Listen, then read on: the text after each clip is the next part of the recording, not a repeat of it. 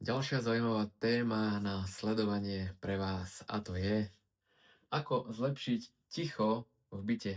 Každý máme rád ticho v byte, keď z ulice nejde žiadny hluk, najlepšie žiadny, alebo takmer žiadny.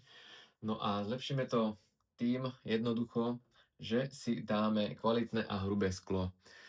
Keď je trojsklo, je to lepšie, ale medzi dvojsklom a trojsklom je rozdiel 3 decibely.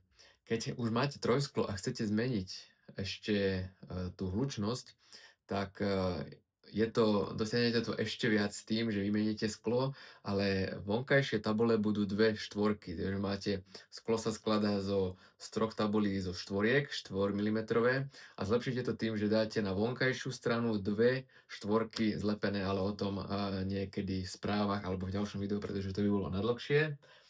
Poriadne tesnenie. Hluk môže ísť cez okná aj tým, že netesnia dobre okná, alebo že tesnenie už nie je v 100% stave. Preto odporúčam určite pretesniť okná a správna montáž v neposlednom rade a dôležitá je správna montáž. Keď je zlé okno osadené aj zavriete, tak časom vám vie proste priečiť to tesnenie a nebude vám dobre doliehať to krídlo k tomu rámu. Takže tieto tri veci si skontrolujte. Ak chcete poradiť, tak určite viete, že máte napísať na www.doner.sk/kontakty.